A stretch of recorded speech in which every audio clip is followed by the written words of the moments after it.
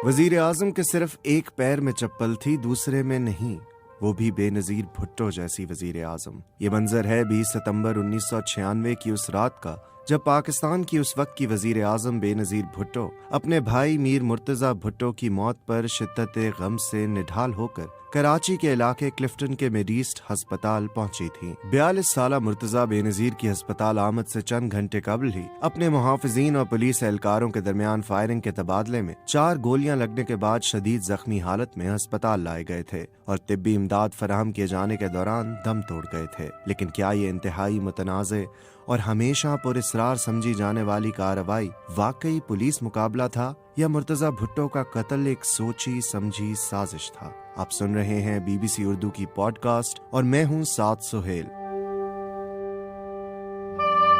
ये और ऐसे बहुत से सवालात हैं जिनके जवाबात इस वाक़ये को रिपोर्ट करने वाले सहाफ़ी, दुनिया भर के ज़राए अबलाग, कराची पुलिस से लेकर बरतानवी पुलिस, स्कॉटलैंड यार्ड तक के तमाम तफ्तीशी अफसरान, कानून नाफिज करने वाले इदारों के हुक्काम, अदालतें, तहकीकाती कमीशन और सबसे बढ़कर भुट्टो खानदान 24 बरस से तलाश कर रहे हैं। इस कहानी पर मौक़िफ़ जानने के लिए मुर्तजा भुट्टो के खानदान, खास तौर पर गनवा भुट्टो से राब्ते की बारहा कोशिशें की गईं, मगर ना तो वो दस्तयाब हो सकी और ना ही फोन पर भेजे गए किसी पैगाम का जवाब दिया गया। मुर्तजा भुट्टो कैसे, किन हालात में और क्यों हलाक हुए, ये जानने के लिए भुट्टो खानदान की निजी और सियासी जिंदगी पर एक नजर डालना जरूरी है, वरना शायद ये कहानी समझ में ना आए।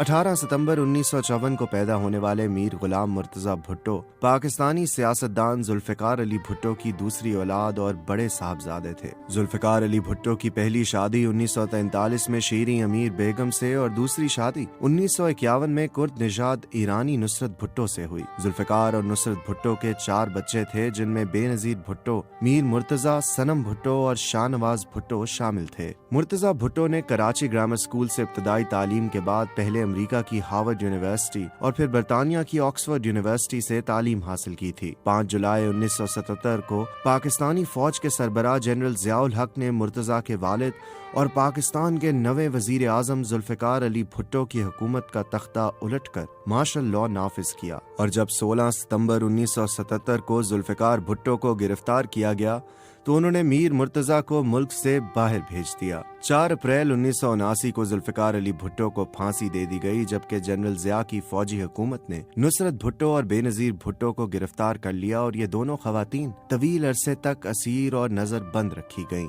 जब जुल्फिकार भुट्टो को फांसी दी गई तो मुर्तजा और शाहनवाज भुट्टो लंदन के एक फ्लैट में रह रहे थे। इसके अलावा दोनों भाइयों ने अफगानिस्तान और शाम समेत कई दीगर ममालिक में भी वक्त गुजारा। अफगानिस्तान में कयाम के दौरान मुर्तजा और शाहनवाज ने अपने वालिद का तख्ता उल्टे जाने का इंतकाम लेने के लिए मुबैना तौर पर अल जुल्फिकार नामी तंजीम कायम की। इस तंजीम में पीपल्स पार्टी और इसकी झेली तुलबा तंजीम PSF के अरकान शामिल थे। उस वक्त के अखबारात के जायजे, सियासतदानों, पुलिस और सरकारी इदारों के मौजूदा और साबिक अफसरान की गैर रस्मी गुफ्तगू के मुताबिक अल जुल्फिकार मुर्तजा भुट्टो या उनके साथियों ने कायम की या नहीं, मगर ये तंजीम वजूद जरूर रखती थी और पाकिस्तान के रियासती इदारों के पास इत्तलात और शवाहिद थे कि अल जुल्फिकार के राब्ते इंडियन और अफगान खुफिया इदारों से भी थे। अल जुल्फिकार ने मज़ाहमत के लिए मुसल्ला जद्दोजहद का रास्ता अपनाया और 2 मार्च 1981 को PIA की पेशावर जाने वाली परवाज PK 326 को हाईजैक करने की जिम्मेदारी कबूल की। कराची से पेशावर के लिए रवाना होने वाली ये फ्लाइट काबुल ले जाई गई, जहां फौजी अफसर मेजर तारिक रहीम को जहाज पर ही कत्ल करके उनकी लाश रनवे पर फेंक दी गई। इन हाईजैकर्स ने जनरल ज़िया की फौजी हुकूमत को धमकी दी कि जिन 53 अफराद की रिहाई का वो मुतालबा कर रहे थे, अगर उन्हें रिहा ना किया गया तो जहाज में सवार तमाम 143 अफराद को हलाक कर दिया जाएगा। 13 दिन तक जारी रहने वाली ये हाईजैकिंग उस वक्त खत्म हुई जब हाईजैकर्स के मुतालबात की मंजूरी के बाद मुसाफिरों को रिहा कर दिया गया। मुर्तजा भुट्टो का खानदान, खास तौर पर उनकी साहबजादी फातिमा भुट्टो, हमेशा अल जुल्फिकार की मुसल्लह कार्रवाइयों या उनसे मुर्तजा भुट्टो की वाबस्तगी की तरदीद और दिफा करते रहे हैं और इस इल्जाम को तस्लीम करने पर कभी तैयार दिखाई नहीं दिए। दूसरी जानिब मुर्तजा भुट्टो की बहन बेनजीर भुट्टो वालदा के साथ पार्टी की शरीक सरबराह के तौर पर पार्टी की क़यादत और सियासी जिद्दोजहद करती रहीं और 17 अगस्त 1988 को तैयारे के हादसे में फौजी आमिर जनरल ज़िया की हलाकत के बाद 16 नवंबर 1988 को होने वाले इंतखाबात के नतीजे में बेनजीर पाकिस्तान की पहली खातून वजीर आज़म बन गईं। इस दौरान पीपल्स पार्टी की अंदरूनी कश्मकश भी पूरे जोर शोर से जारी रही। बेनजीर को अपनी जमात के बाज नाराज अरकान का सामना रहा, जिनका मौक़िफ़ था कि उन्होंने इक़्तिदार को फ़ौक़ियत देते हुए अपने वालिद जुल्फ़िकार भुट्टो की सियासी रविश तर्क कर दी है और पाकिस्तान की फ़ौजी इस्टेब्लिशमेंट से समझौता कर लिया है।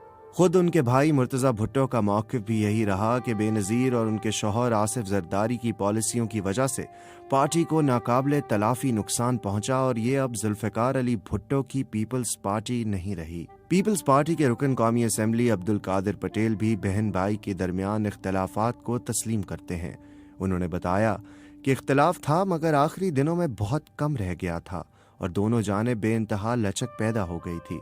बेनज़ीर भुट्टो पर्ची के जरिए तब्दीली पर यकीन रखती थीं और जमहूरी तरीकों की बात करती थीं।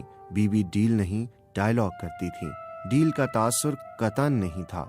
अब्दुल कादिर पटेल ने कहा कि बाद में मुर्तज़ा भुट्टो भी ये मान गए थे और खुद भी सियासी निज़ाम का हिस्सा बने, इलेक्शन लड़ा और पार्लिमानी तर्ज सियासत इख्तियार की। मुर्तज़ा भुट्टो और उनके साथियों का ख्याल रहा कि आसिफ ज़रदारी से शादी के बाद बेनज़ीर भुट्टो जब पहली बार वज़ीर आज़म बनी तो ओहदों और वजारत पर फायज बाज अरकान की मुबैना बदअनवानियों और बेकायदगियों की वजह से पीपल्स पार्टी की साख को नाकाबिले तलाफ़ी नुकसान पहुंचा। इस मौक़िफ़ को रद्द करते हुए कादिर पटेल ने कहा, कोई ज़ाती दुश्मनी नहीं थी, सियासत में तो आप मुखालफत करते ही हैं। उनके ख़ानदान में कोई खलीज नहीं थी।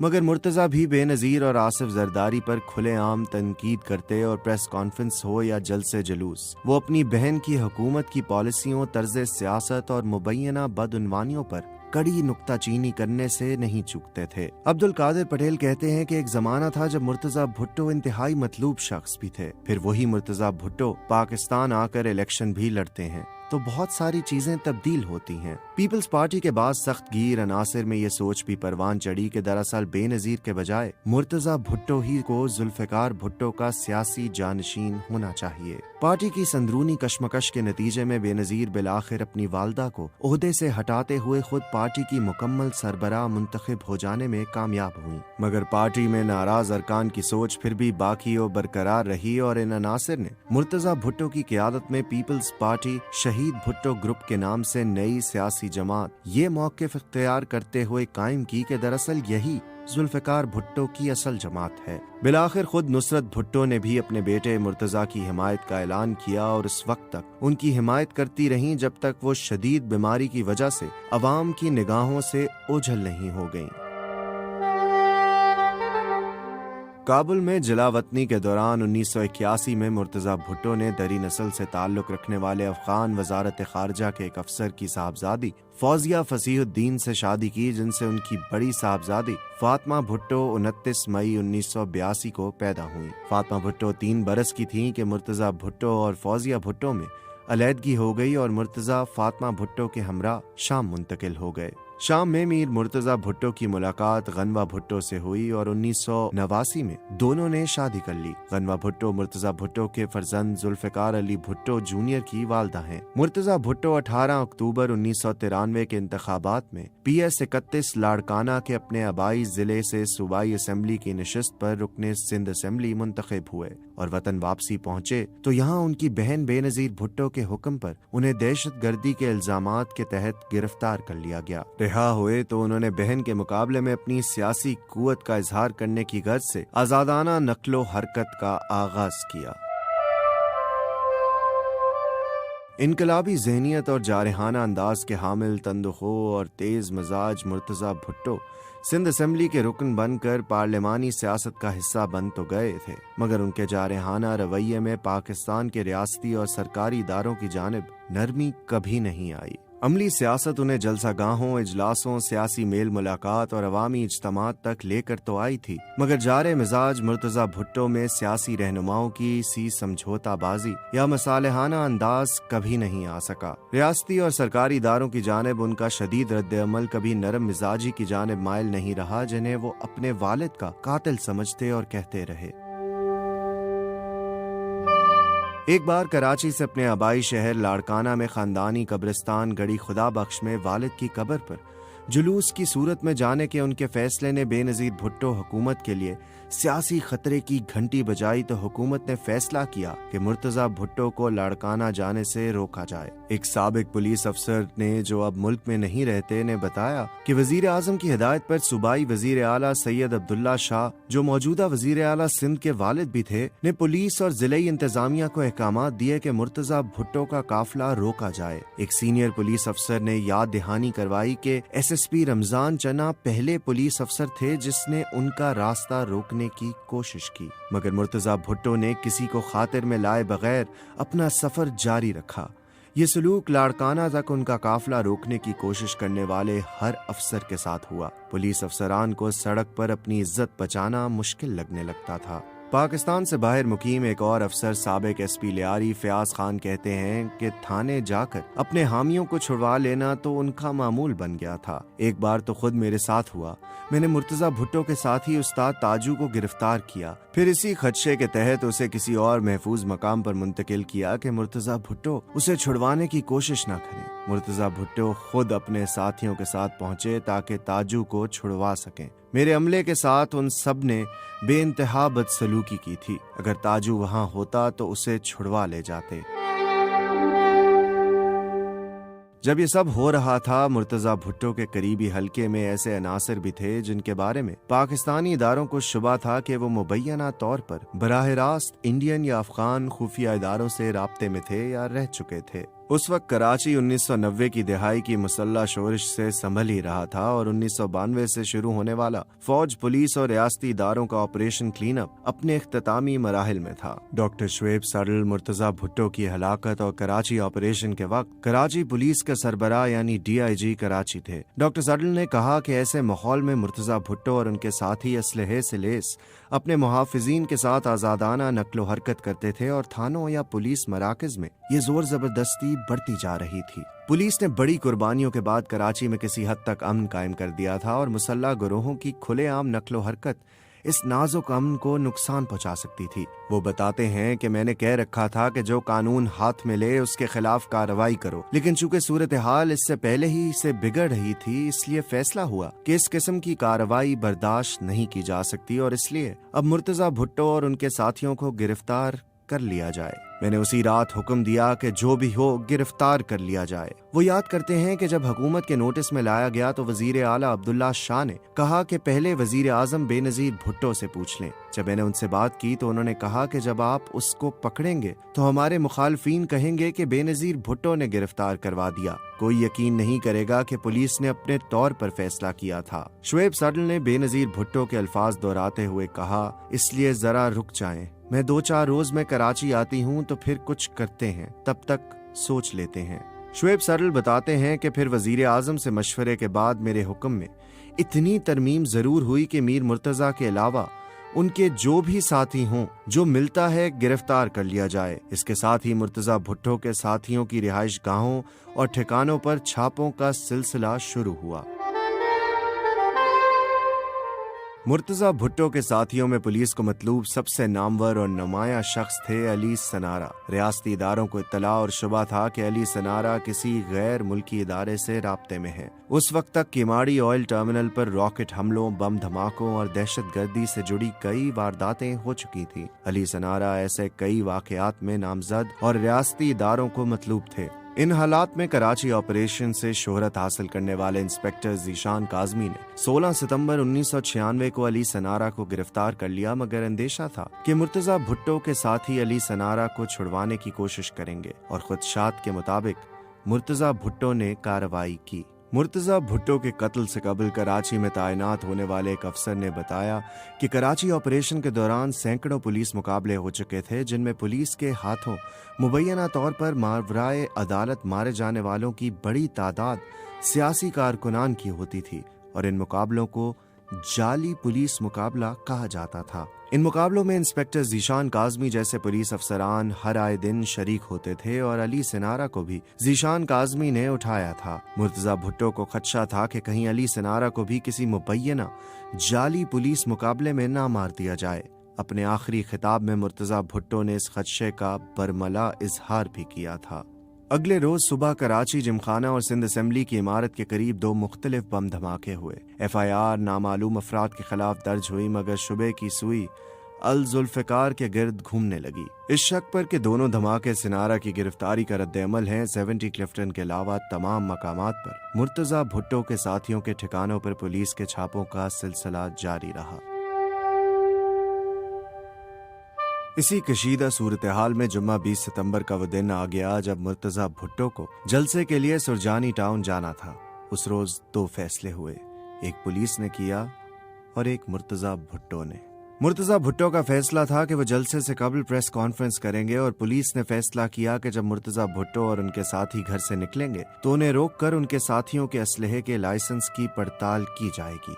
जरूरी हुआ तो कानून को मतलूब अफराद को हिरासत में लिया जाएगा। SSP साउथ वाजिद दुरानी उस वक्त कराची के जुनूबी जिले में पुलिस के सरबराह थे। DIG शुएब सडल और SSP वाजिद दुरानी के ताल्लुकात मामूल पर नहीं थे। शुएब सडल कई मौक़ों पर सहाफ़ी जाफर रिजवी से रस्मी और गैर रस्मी और रिकॉर्डेड गुफ्तगू में भी इसका इतराफ कर चुके हैं, जबकि कम अज कम एक बार SSP वाजिद दुरानी भी ये तस्लीम कर चुके हैं। जलसे में जाने के लिए मुर्तज़ा भुट्टो 70 क्लिफ्टन से निकले तो पुलिस की नफरी 70 क्लिफ्टन के सामने शारा ईरान पर पहले से मौजूद थी, जो दो तलवार वाले चौराहे से साहिल समंदर की जानिब जा रही है, जहां अब तजारती मरकज पाक टावर्स की इमारत है। इस टीम में उस वक्त के SHO क्लिफ्टन हक नवाज सयाल, ASP शाहिद हयात और ASP राय मोहम्मद ताहिर शामिल थे। पुलिस ने मुर्तज़ा भुट्टो के काफिले का रास्ता रोकना चाहा, मगर मुर्तज़ा भुट्टो के काफिले में शामिल कोई भी गाड़ी रुके बगैर चलती ही चली गई और पुलिस की कोशिश नाकाम हो गई कि मुर्तज़ा भुट्टो या उनके साथियों के असलहा लाइसेंस की पड़ताल कर ली जाए।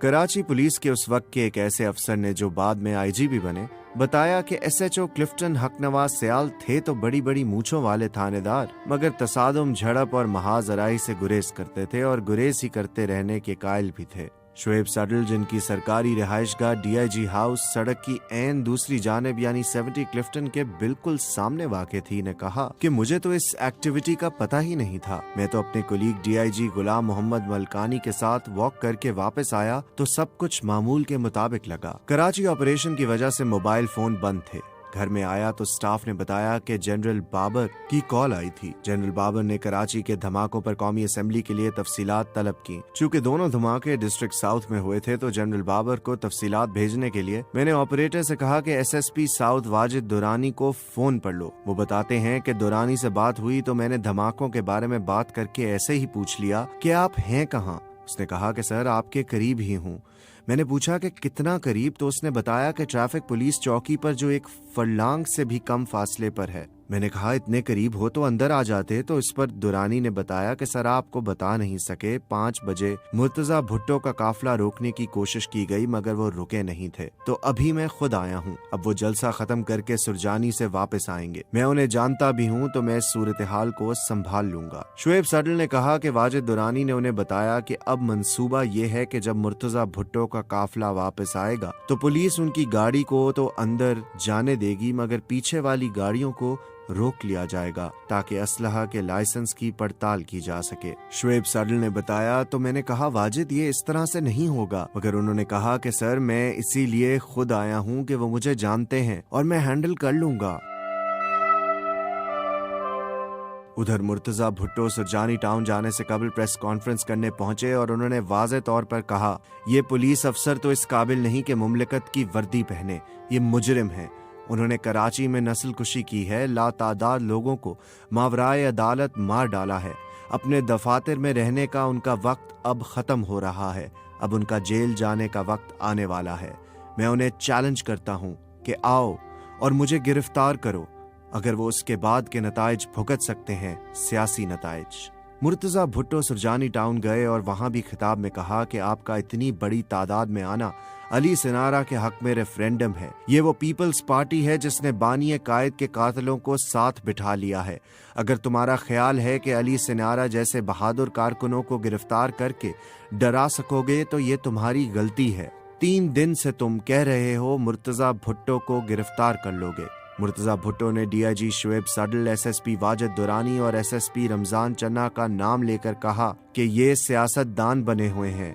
ये अखबारों में बयान दे रहे हैं कि हम मुर्तजा भुट्टो को गिरफ्तार कर लेंगे। घर के इर्द गिर्द मोबाइल लगाई है। जो लोग मौत से नहीं डरते तुम उन्हें जेलों से डराते हो।